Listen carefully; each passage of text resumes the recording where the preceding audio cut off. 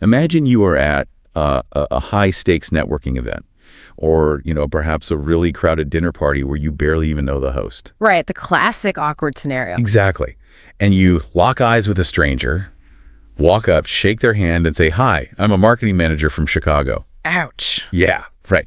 Because in exactly 4 seconds, you haven't just introduced yourself. Yeah. You have likely bored them, completely commodified your entire existence, and handed them this neat little mental box that you'll spend the rest of the night trying to break out of. It's a profound self-sabotage. And the real tragedy is that almost everyone does it entirely by default.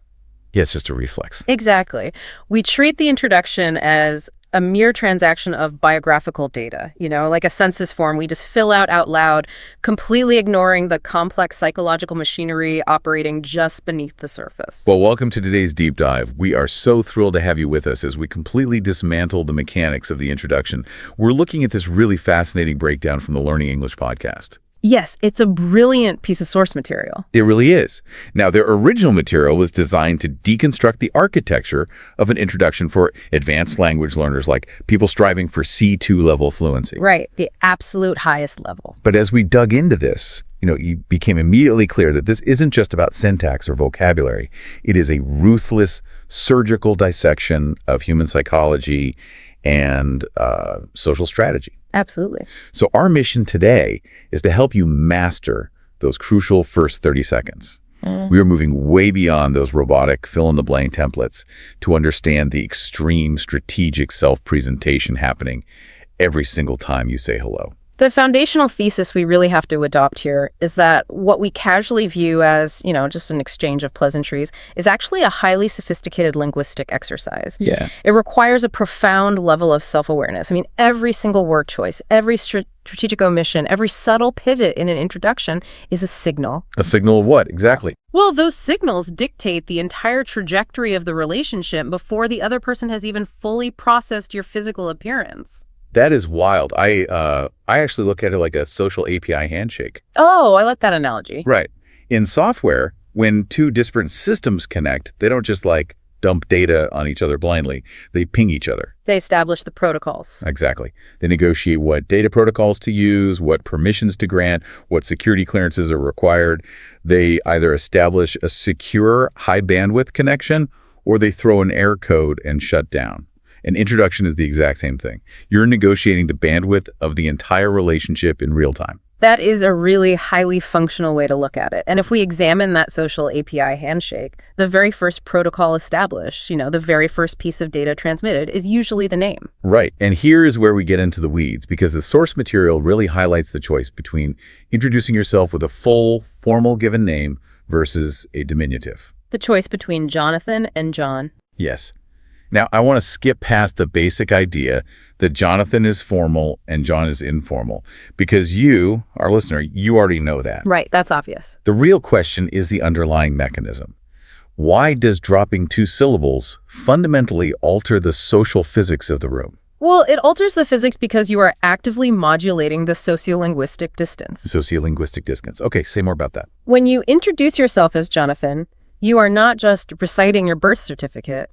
You are erecting a subtle but highly effective perimeter. A perimeter. Yes, you are signaling a high baseline of formality. It's a declarative statement that basically says, we are operating in a professional, structured environment, and I expect the interaction to reflect that gravity. Interesting. But introducing yourself as John, however, completely collapses that distance. It is an active invitation to just bypass the formal protocols and jump straight to a collegial, frictionless dynamic. Okay, let's unpack this, because framing it as a perimeter implies defense, right? Well, sort of, yes. But wait, if I am walking into a pitch meeting with a room full of aggressive venture capitalists and I insist on Jonathan, don't I just sound rigid? How so? Well, Silicon Valley culture, for example, has largely demolished this. If I walk in and demand my 3-syllable formal name, aren't they just going to perceive me as completely out of touch? Or worse, pretentious? You're assuming that the goal is always rapid assimilation. Right. But consider the power dynamics at play here. Historically and linguistically, the shortening of a name like the assignment of a diminutive is a privilege assumed by the person in the superior position of power. Oh, wow. Wait, give me an example of that. Sir, think about an office setting. A manager calls the intern Jimmy, but the intern calls the manager Mr. Davis, or at the very least, Jane. Right. The intern would never just say Jim on day one. Exactly. So when you walk into that VC room and introduce yourself as Jonathan, you are preemptively blocking their ability to assert that casual downward power dynamic. You are demanding they interact with you on terms of absolute equity. Precisely. It is a total power move. You're forcing the interlocutor to absorb the cognitive load of a formal interaction.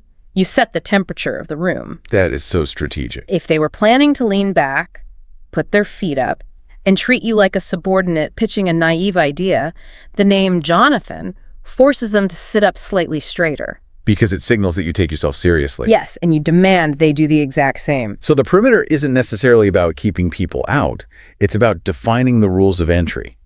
Like, if you want access to this conversation, you will use the formal protocol. You've got it. I can see how that drastically changes the listener's subconscious evaluation of your competence. It leverages unconscious bias. We inherently associate formality with authority. When you control the formality, you momentarily borrow that authority. But as you noted earlier, that API handshake moves quickly. Once the baseline protocol is established by the name, the system immediately asks for the next data point. Location data. Yes.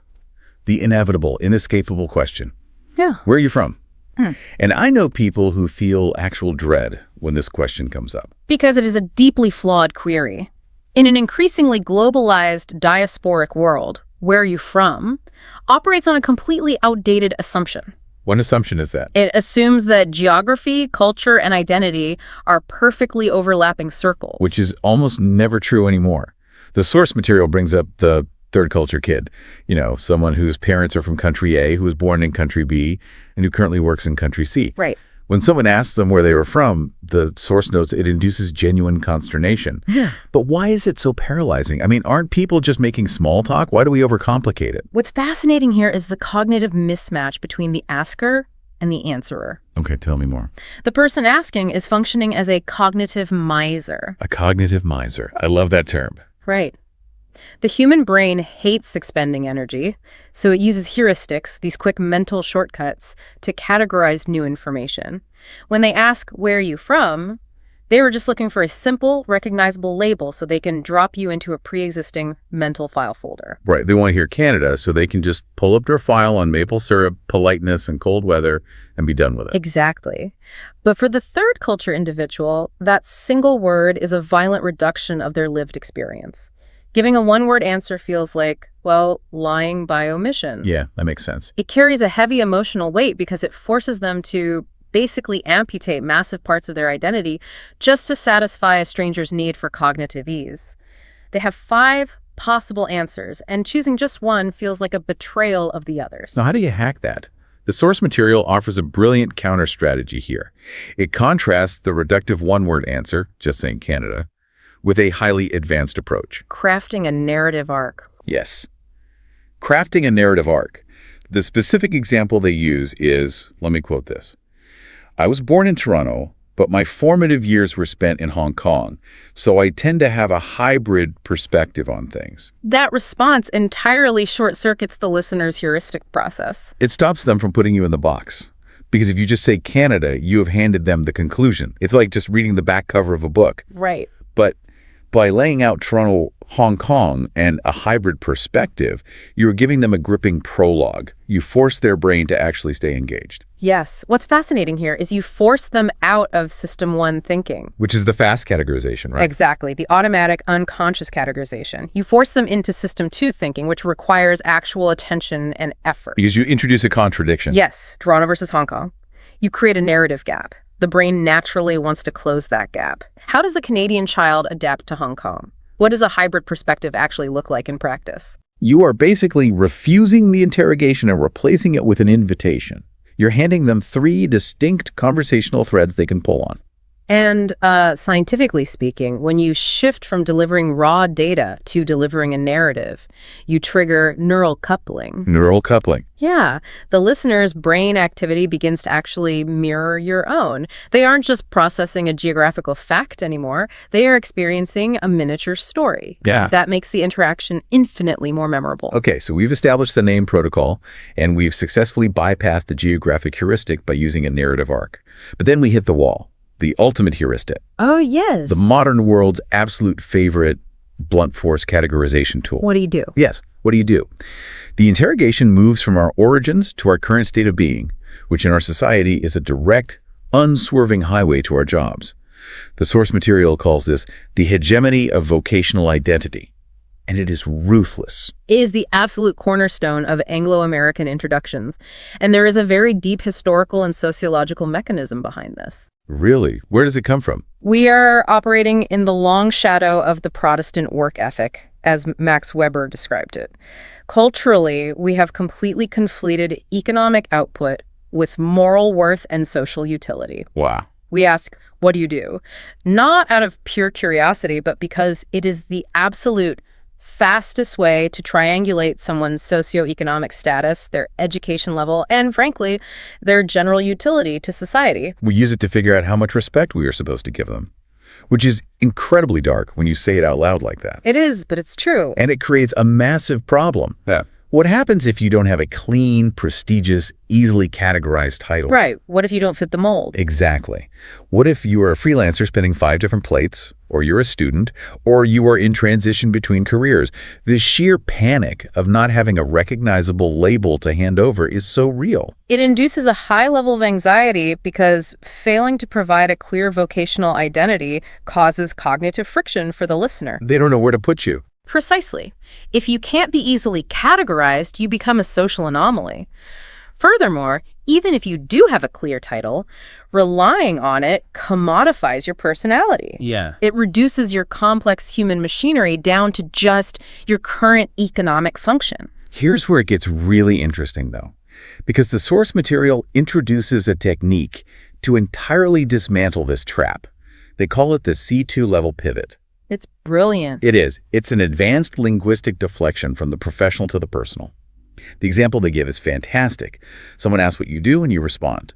By day, I work in financial compliance, which is quite analytical, but my real passion is restoring vintage motorcycles. That is a masterfully constructed sentence. Notice the structural mechanics there. Break it down for us. It begins by fulfilling the social contract. It answers the question, financial compliance, which perfectly satisfies the listener's immediate need for a socioeconomic baseline. Right. It gives them the data point they demanded. But it contains that crucial pivot word, but. But my real passion. The pivot abruptly yanks the listener out of the vocational box. It introduces a secondary identity that wildly contrasts with the primary one. The spreadsheets versus the greasy engines. Exactly. It utilizes cognitive dissonance.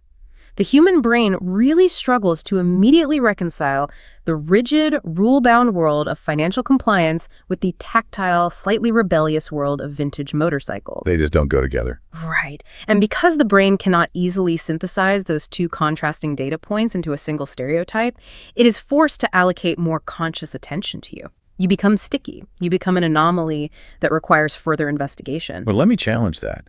Because while cognitive dissonance sounds great in a psychology textbook, we operate in the real world. Sure. Do we risk sounding evasive or unprofessional to traditionalists? Yeah. Like if I am talking to a very old school cutthroat executive and I immediately pivot away from my job to talk about my hobbies, isn't that boomer executive going to think I'm not serious about my career? Do I sound like I just hate my day job? That is the risk of executing the pivot poorly, and it is a vital nuance to understand.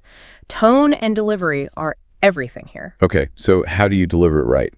Well, if the pivot is delivered with a sigh, or if it sounds like an apology for the day job, yes, it signals disengagement. However, if delivered with parody, if you present the analytical compliance work and the mechanical restoration as two equally valid complementary halves of your brain, it signals intense competence. So it's not like I do finance to survive so I can play with bikes.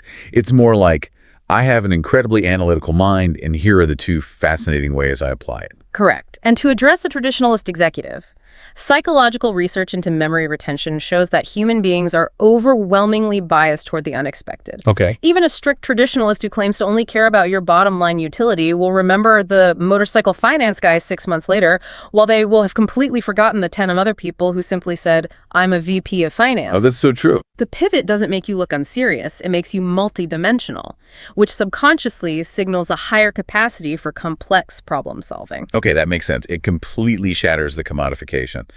But stepping outside of that professional label creates a terrifying vacuum. How so? Well, if you successfully convince the listener that you are not just your job, Yeah. then who exactly are you? This brings us to the final and, frankly, most paralyzing part of the introduction architecture. Describing your character, navigating what the source material aptly terms the authenticity tightrope. The tightrope. It is the agonizing space between braggadocio, just openly boasting, and false modesty, which somehow manages to be even more irritating than boasting. Oh, absolutely. The source makes it a hard rule. Using generic adjectives to describe yourself is an absolute non-starter. You cannot just walk up to someone and say, I'm smart and hardworking, or I'm a highly creative person. There is a deep evolutionary reason for why the brain rejects those naked adjectives. It comes down to signaling theory. Signaling theory. Yes. In evolutionary psychology, there is a concept of cheap talk versus costly signals. Okay, define cheap talk. Vibrating your vocal cords to say the words, I am smart, costs you 0 calories. It requires no proof, no effort, and no resources. It is cheap talk.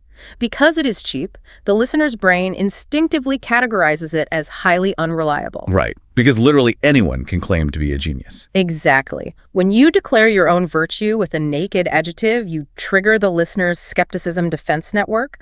You force them into an adversarial posture where they now feel they have to audit your claim. Oh, you say you are creative. Prove it. So the strategy to survive the tightrope is behavioral anchoring. You have to provide the costly signal. You have to prove the trait without ever actually saying the word. The action must speak for the attribute. You describe a specific environment or behavior, and you allow the listener's brain to independently generate the adjective.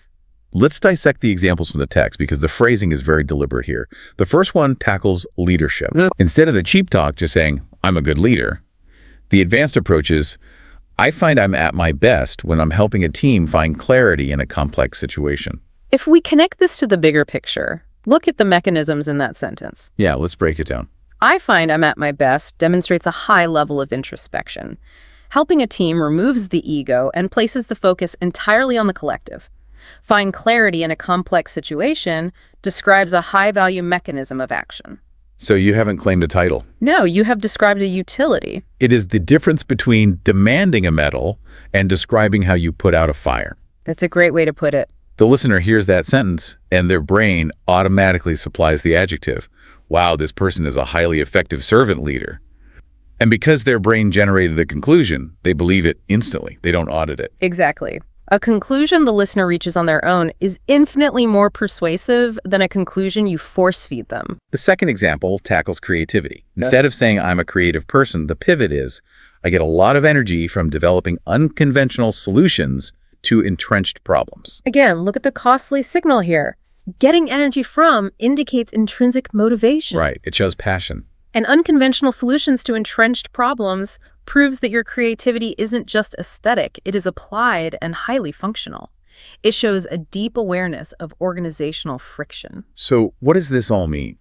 When I look at the progression from modulating the name to building the geographic narrative arc to the vocational pivot to this behavioral anchoring, Yeah. it strikes me that mastering this is essentially the difference between declaring yourself a great chef versus describing exactly how you balance the acidity and the fat in a complex production sauce. Oh, I love that. One is just an empty claim that invites mockery. The other is a demonstration of mastery that demands respect.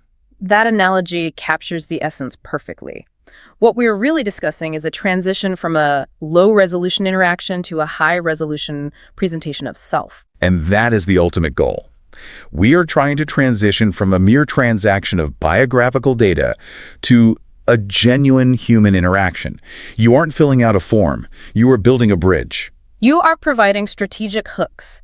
When you employ these techniques, you aren't delivering a monologue. You are giving the other person a fascinating menu of conversational entry points. Okay. But to do this effectively requires intense preparation. As the source material implies, linguistic dexterity is necessary, but profound self-awareness is the engine. You really have to know yourself. You have to interrogate your own origins, your relationship to your work, and your actual behavioral impact before you can skillfully reveal them to a stranger. Which leads us to a direct challenge for you, the listener. The next time you find yourself entering that social API handshake, whether it is a crucial Zoom call, a networking mixer, or just meeting a friend of a friend, refuse the default. Do not just hand over the raw data. Exactly. Think deeply about the narrative arc you want to craft. Think about the specific nuances of your identity that are most relevant to that room, and architect the first 30 seconds to command the exact type of connection you want to build. It is a formidable challenge, and mastering it completely changes how the world interacts with you. But this raises an important question, perhaps a slightly unsettling one to leave you with. Oh, what is it?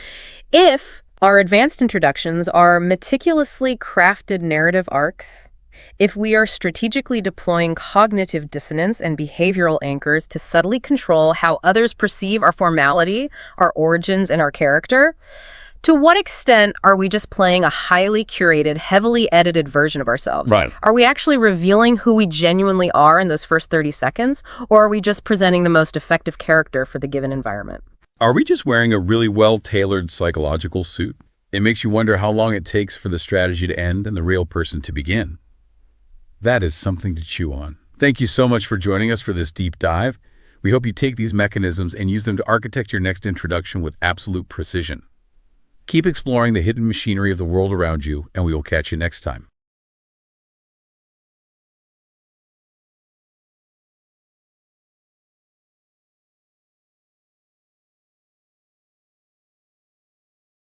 Usually when we talk about a medical diagnosis, there's this expectation of structural precision. Right, it's very binary. It's like engineering. You break your arm, you go to the hospital, and the x-ray shows that stark, jagged white line across the radius. And the doctor just points to the screen and says, well, there it is. Exactly. It's right there. We are deeply comforted by that kind of visibility, We like our problems to be physical, observable, and easily categorized into treatment plans. Oh, absolutely. The bone is broken or it is intact. There's no guessing. Right, but then you step away from the medical chart and into the world of human conversation. It is a completely different landscape. It's incredibly murky. You step into a networking event or like a neighborhood barbecue or even just a coffee shop introduction, and suddenly that x-ray machine is utterly useless. Utterly useless. You can't scan for awkwardness. No, it's wild, it's unpredictable, and you can't just point to a jagged line on a social chart and say, there's the awkwardness. That's exactly where the conversation fractured. Let's put a cast on it. It is the absolute definition of diagnostic muddy waters. I mean, there is no biological blood test to determine why a conversation suddenly dies on the vine. Yeah, or why spending 45 minutes at a professional mixer leaves you feeling completely neurologically drained instead of energized. Exactly. We feel the friction, we experience the social exhaustion, but the underlying mechanics are, well, they're largely invisible to us in the moment. Which is exactly what we are examining today in this deep dive. We are pulling insights from a really fascinating source, an excerpt from the Learning English podcast. It's a great source. It really is. Specifically, we are looking at a segment hosted by two individuals, Emma and John, though today we're focusing purely on the brilliant, almost forensic analysis they apply to this exact problem. Right, we're dissecting the ideas, not the hosts themselves. Exactly. Okay, let's unpack this. Our mission today for you, the listener, is to explore the art of inquiry. Because we spend an inordinate amount of time obsessing over how we present ourselves to the world, don't we? Oh, so much time. We build this whole architecture of our own self-introduction. We literally stand in front of mirrors rehearsing elevator pitches. Agonizing over how to summarize our three-dimensional lives into a two-sentence digestible brand. Yes, but today we are flipping that coin completely. We are examining the equally critical, yet almost entirely neglected skill of receiving an introduction and asking intelligent questions. And honestly, receiving an introduction is arguably the more complex cognitive task. Really? More complex than pitching yourself? I think so, yeah. Because when you are giving your elevator pitch, You are in a rehearsed defensive posture. You control the variables. Oh, that makes sense. You already know your own script. Right. But when you are receiving an introduction, you are operating in real time. You are reacting. So how are we going to navigate this today? What's the blueprint here? Well, we're going to dissect the mechanics of active listening first. Then we'll navigate the really sensitive conversational minefields of asking people about their lives. Oh, the dreaded small talk traps. Exactly. After that, we'll learn what the source calls a C2 level memory trick for names. And finally, we'll master the elusive art of the graceful exit. The graceful exit is so crucial. And for you listening, whether you're prepping for a high-stakes networking meeting or just trying to survive a neighborhood block party, these are the hidden mechanics of human connection. They really are. And the source material we're looking at from that podcast segment starts with a fundamental reframing of what that initial exchange actually represents. Okay, what kind of reframing? It argues that an introduction is not a mere exchange of biographical data. It is fundamentally an offering. An offering. Wow, that's a heavy word. It implies a lot of vulnerability, right? Yeah, it's not just two computers syncing data like, here is my name string and my job title Inger. Exactly. It's a person saying, here is a piece of my identity, and I am handing it across the space between us. And the quality of your response to that offering basically dictates the entire physiological and psychological trajectory of that interaction. Precisely. The source text explicitly states that your response dictates whether the conversation flourishes or whether it, quote, withers on the vine. Withers on the vine. Which brings us to the ultimate pitfall, right? The primary reason interactions wither. The passive reply. Specifically, the most ubiquitous, damaging phrase in the English language. Oh, that's interesting. I actually felt a slight drop in my stomach just hearing you say it. Right. It's the ultimate conversational dial tone. On the surface, it masquerades as politeness, but underneath, it's completely hollow. What's fascinating here is how the source uses a very specific architectural metaphor to describe this phrase. They call, oh, that's interesting, a conversational cul-de-sac. A conversational cul-de-sac, so literally a dead end. Exactly, the equivalent of a dead end. And to understand why it's so lethal to human connection, we have to look at the underlying sociology of conversation. Okay, break that down for me. Well, the source views conversation as an economy of effort. When someone introduces themselves, when they make that offering, they are expending significant social energy. They're taking the psychological risk of initiating contact, right? Building a bridge toward you. Yes. So, when they finish building that bridge and you reply with a generic, flat, oh, that's interesting, you are essentially refusing to cross it. I'm standing on my side of the ravine, looking at the bridge they just built and just like shrugging. Exactly. You are refusing to participate in the principle of reciprocity. The source material emphasizes this principle heavily. Social interaction requires a mutual exchange of energy. So when you hit them with the cul-de-sac, you are forcing the person who just did all the heavy lifting to turn around, walk all the way back to their starting point, gather new materials, and try to build an entirely different bridge. Yes. It's exhausting just thinking about it. It's the conversational equivalent of a dead tennis ball. A dead tennis ball. I like that. Yeah, think about it. If we are playing tennis and you wind up and hit a beautiful complex serve over the net, you've done your part. I've put the energy in. Right. But if I reply with, oh, that's interesting, I haven't swung my racket. I've just let the tennis ball hit me in the chest and roll onto the floor. And what happens to the game? The game stops entirely. The momentum is gone. And worse, the burden is completely back on you. I have to walk over, pick up a new ball, go back to the baseline, and serve again. Exactly. If I force you to do that 3 times in a row, you are going to put your racket in its case and go home. You'll be exhausted. And that exhaustion is exactly what we feel at bad networking events. The cognitive load of constantly having to generate new conversational momentum because the other person refuses to reciprocate, it's incredibly draining. Because, oh, that's interesting, provides no new material. It offers zero direction. It is a polite refusal of the social offering. So if, oh, that's interesting, is the dead end, the question becomes, how do we actually pave a road forward? We need a hook. Right. How do we keep the momentum alive without just forcing the other person to keep serving?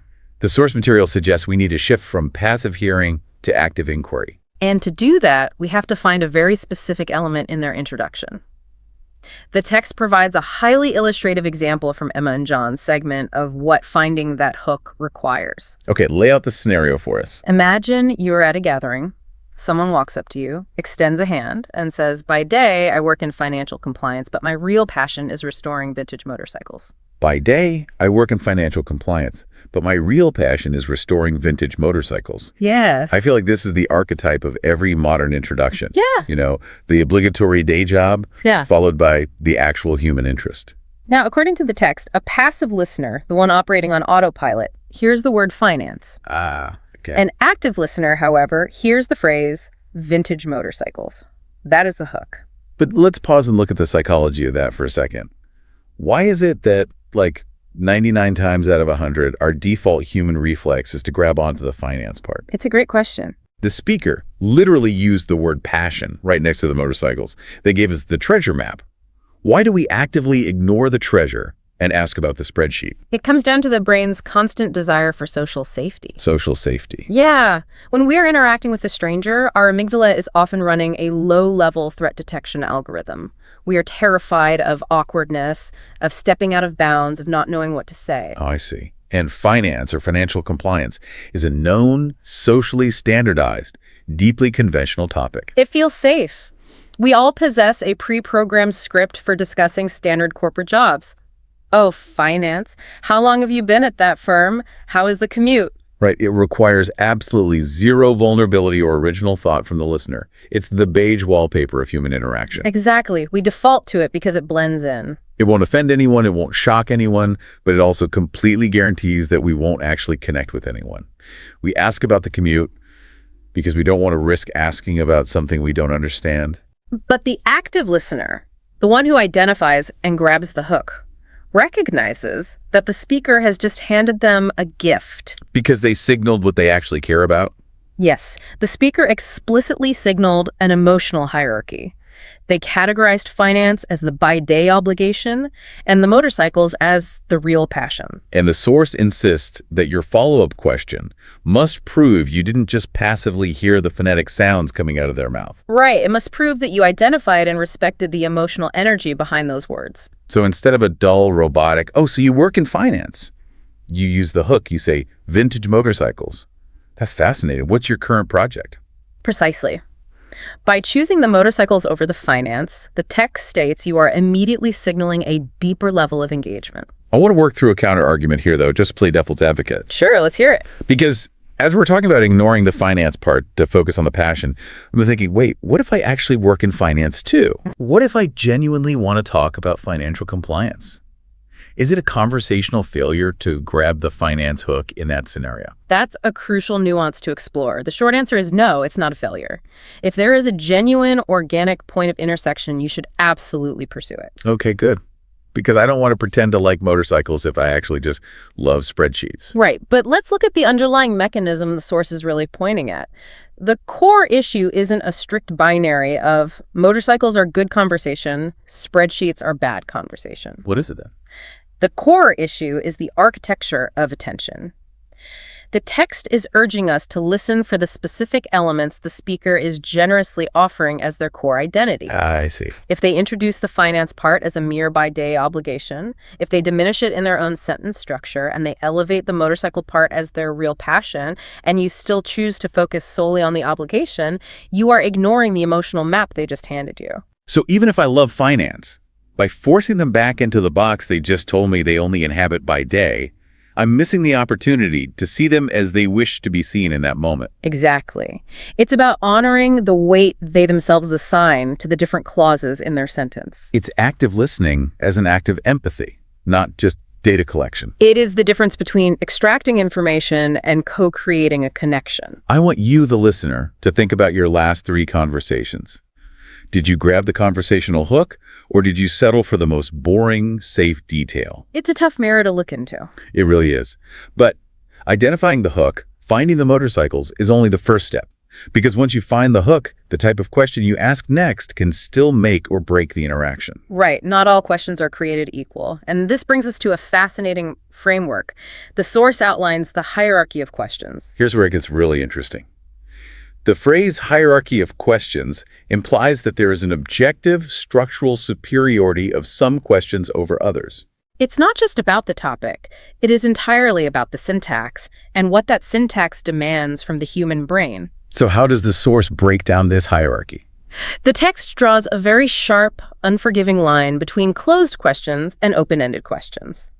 A closed question is one that structurally limits the respondent to a simple yes or no. And the source warns that these are the ultimate conversation stoppers. Yes.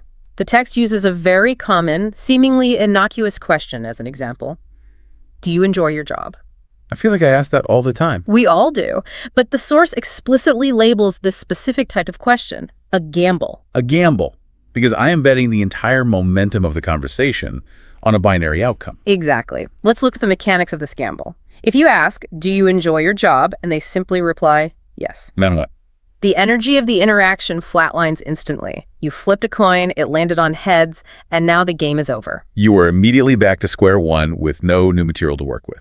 You have no new narrative threads, no new hooks. The silence stretches out, and the cognitive load falls entirely back onto you to desperately invent a new topic. It's agonizing.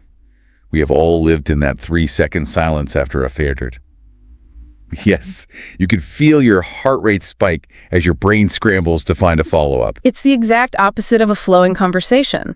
So the source contrasts this gamble with open-ended questions. And the text frames the open-ended question not just as a different grammatical structure, but as an invitation to tell a story. Yes. So instead of the yes-no gamble of do you enjoy your job, the source suggests alternatives that physically cannot be answered with one word. Like what? For instance, what's the most challenging aspect of your work that people might not expect? Or what drew you to that field in the first place? Oh, wow. What drew you to that field in the first place? If I ask you that, you cannot say yes. Exactly. You have to search your memory. You have to find a starting point. You have to construct a narrative arc. The source notes that these questions require genuine reflection. They force the conversation out of the shallow, safe waters of standardized small talk and pull both of you into the deeper currents of actual human experience. But I'm observing something here. Think about how much more mental bandwidth an open-ended question requires from the asker. What do you mean? Well, if I ask you a yes-no question, I don't really have to pay that much attention. I'm just fulfilling a social contract. Like, enjoying the conference. Yes, great. Right, you can be planning your grocery list in the back of your mind. Exactly. But if I ask you, what's the most challenging aspect of your work that people might not expect? I am committing myself to a complex cognitive task. You are. I have to track a multi-sentence narrative. I have to listen for the subtext, formulate a relevant emotional response. It requires me to genuinely care about the narrative rather than just ticking a box of polite small talk. It requires a posture of genuine curiosity. You cannot fake an open-ended question because the answer demands your continued active processing. You're asking them to build a complex bridge, which means you have to be ready to walk across it. Beautifully put. But asking these deeper, open-ended questions is great, but it brings us to a terrifying territory. Oh. Yeah. What if their situation is sensitive? What if abandoning the safe, beige wallpaper questions and asking about their field hits a massive, painful nerve? This is a critical pivot point in the source materials analysis. The text acknowledges that while depth is the goal, standard inquiries about a person's life can be incredibly fraught. Like stepping on a social landmine. Precisely. It specifically highlights the hidden dangers of the single most ubiquitous question in Western society. What do you do? What do you do? It is the default greeting. It's practically a reflex. Yeah. We say hello, we say our name, and then we immediately ask for their economic function. If we connect this to the bigger picture, we have to look at the sociological weight of that question. In many cultures, we have deeply intertwined our fundamental human worth with our labor output. So when you ask, what do you do, Harold, you're usually asking, how do you generate capital? Yes. And the source points out the danger for people who don't fit that narrow mold. Consider the reality of the person standing across from you. Right.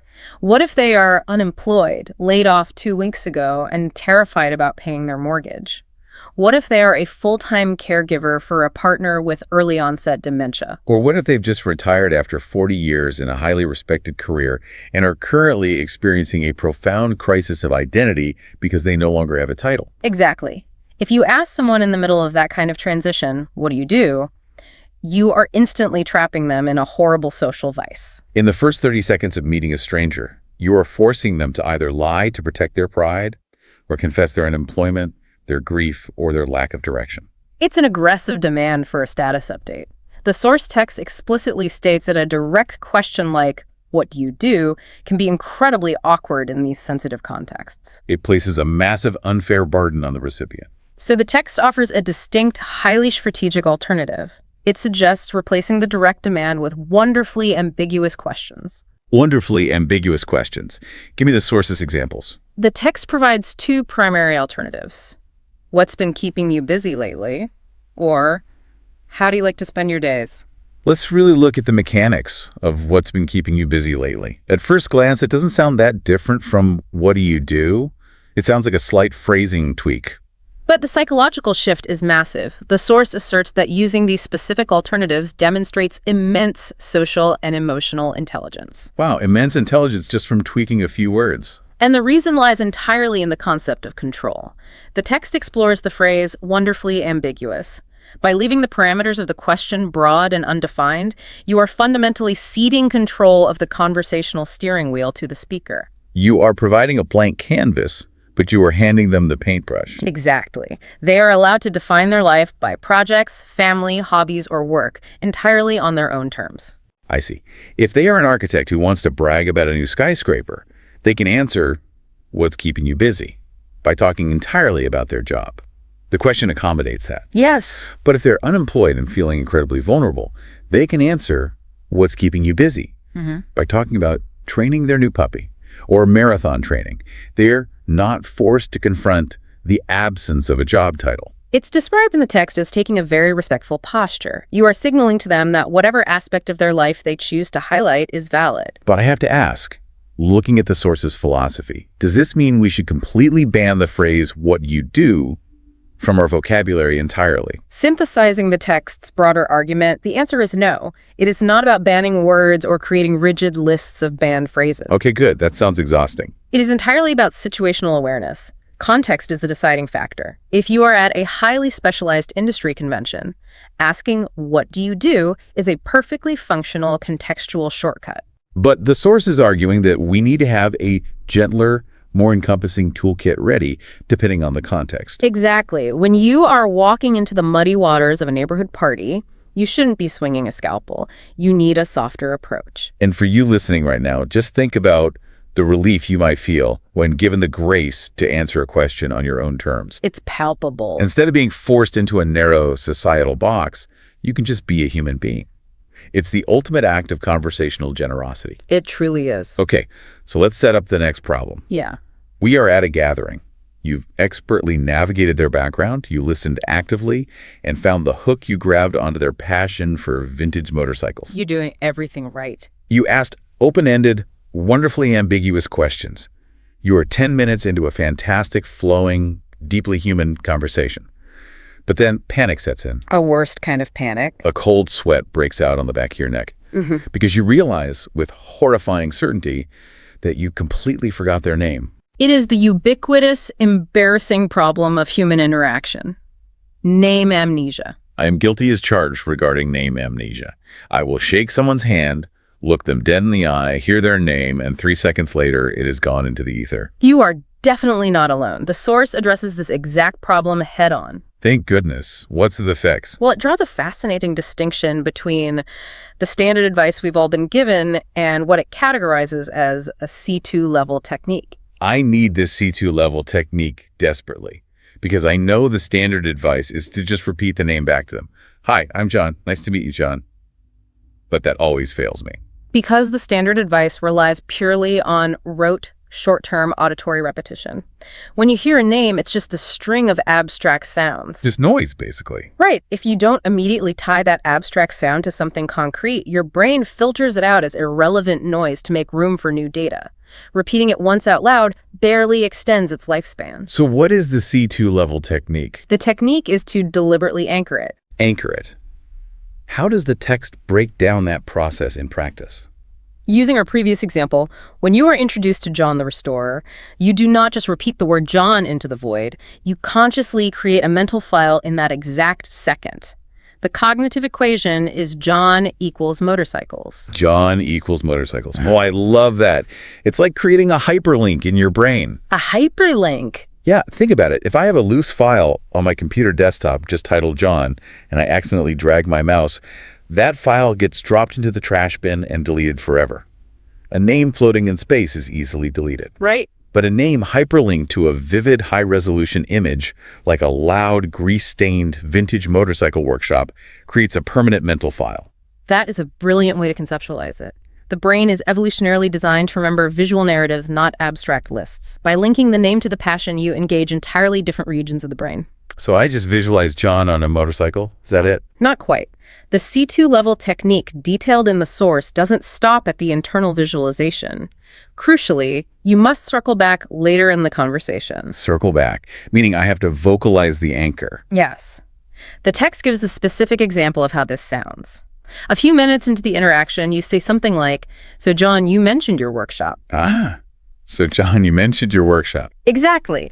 And if we extrapolate on why the text says this works so well socially, we see it operates on two powerful levels simultaneously. First being the cognitive level, right? Right. By vocalizing the hyperlink, you cement the neural pathway in your own memory. Yes. But second, and arguably far more importantly, it validates the other person. It proves you were truly listening. It provides empirical proof that I wasn't just waiting for my turn to speak. Precisely. It's a dual-purpose tool, cognitive retention for you, emotional validation for them. That is so elegant. You are telling them, I see you, I remember you, and I value the specific thing you care about. It carries immense psychological weight. Okay, so we're in the home stretch. Everything is going perfectly now. We remember their name. We validated John. We've had a great actively inquired chat about vintage engines. A total success. But you need to go get a drink or talk to someone else. How do you escape this wonderfully deep conversation without destroying all the goodwill you just built? This is the final piece of the puzzle. Because you can't just look at your watch and sprint away, right? Yeah. How do you exit without making it feel like an abrupt rejection? The source calls this the graceful exit. And it stresses that knowing how to skillfully conclude a brief chat is as important as starting one. Because if you botch the landing, the entire flight is ruined. Exactly. You shouldn't be abrupt, as you said, but you also shouldn't monopolize someone's time, especially in a networking environment. The key is to find the middle ground. Yes. The key, according to the source, is to signal appreciation and provide a clear closing. It really is like landing a plane. You have to lower the landing gear so they can see you're preparing to descend and communicate clearly with the tower so everyone knows when the wheels are hitting the tarmac. I love that analogy. Let's meticulously dissect the source's template for the perfect goodbye. Hear it. The text suggests this specific phrasing. Well, John, it's been a real pleasure learning about your restoration work. I'll let you go, but I hope we can continue this chat another time. Well, John, it's been a real pleasure learning about your restoration work. I'll let you go, but I hope we can continue this chat another time. This raises an important question. What makes this specific string of words so effective? Why is this the gold standard? Break it down for us. The expert breaks it down into 4 distinct structural pillars found in the text. Pillar number 1, it uses their name. Well, John. Right, utilizing that anchor we just built. Exactly. Pillar number 2, it references the specific content. Learning about your restoration work. You are proving the interaction was bespoke. You're stamping their specific passion onto the exit visa? Pillar number 3, it expresses pleasure. It's been a real pleasure. This provides warmth. And finally, pillar number 4, it provides a clear, polite endpoint. I'll let you go. Okay, I have to push back slightly on pillar number 4. The phrase, I'll let you go. Isn't that a bit of a cliche? How so? It almost sounds like a cop-out. Like, I am pretending I'm doing you a giant favor by leaving, but really I'm just bored and want to get to the appetizer table. Doesn't it sound a bit condescending? That is a valid critique in isolation. I'll let you go can absolutely sound like a hollow cliche. But we have to synthesize the text here. Okay. The source does not offer that phrase in a vacuum. It pairs it directly with the highly specific anchored reference to their passion, the restoration work. Oh, so the context completely changes the tone of the voice. Exactly. When paired with that specific validation, it undergoes a structural transformation. It transforms from a cliche into a bespoke, generous release. A generous release. Yes. Think about the environment. In a networking context, time is valuable. By saying, I've genuinely enjoyed this specific thing we talked about, and because I respect your goals for this evening, I'm going to release you back into the room. You are demonstrating high-level social awareness. You are giving them their time back as a gift rather than stealing it. It respects their time in a networking environment. Precisely. It allows both parties to walk away feeling energized and respected, rather than trapped or discarded. Wow. When you break it down into those 4 pillars, it really is a structural masterpiece of a sentence. It's warm, validating, and definitively final. It is the capstone on the entire architecture of the inquiry. So what does this all mean? Let's synthesize the entire massive journey we've just taken through this source material. It's a lot to process. It is. We started by avoiding the conversational cul-de-sacs, those passive replies like, oh, that's interesting. We trained ourselves to shift to active inquiry by hunting for the hook. Right. Listening for the vintage motorcycles instead of the finance job. We embraced the cognitive heavy lifting of asking open-ended questions instead of the yes-no gamble. We navigated the what do you do minefield with the wonderful empathy of ambiguous questions. Yes, ceding control and letting people define themselves. We learned the C2 level trick of anchoring names to visual passions, and finally, executing the 4-pillar graceful exit. It is a completely comprehensive system, and I want to quote the core philosophy of the source material here because it distills everything perfectly. Me too. The text says, a conversation is a collaborative act of creation. The quality of your attention is just as important as the quality of your words. A collaborative act of creation. Yes. Engaging in introductions is a 2-part dance. And for you listening right now, I want to leave you with one final, slightly provocative thought to mull over or explore on your own. It builds directly off that idea of collaborative creation. What's the thought? Well, think about the physics of observation. In quantum mechanics, observing a particle actually changes its state. I think human conversation works the exact same way. Oh, that's an interesting parallel. If the quality of our attention literally creates the conversation, then we aren't just passive consumers of other people's words. We are co-authors of their reality in that moment. Co-authors of their reality. Yeah. The next time you ask someone, what's keeping you busy? Consider that the specific active attention you give their answer might actually help them realize what they truly care about. That's a beautiful way to look at it. When you grab onto the hook of the vintage motorcycles, you aren't just extracting information. You might be helping them discover their own story. By giving them high-quality attention, you give them the psychological space to be their most authentic selves. You might be the only person that day who didn't ask about their commute. Exactly. You co-author a better reality for them. Good luck in your next deep, actively inquired conversation, everyone. We'll see you next time.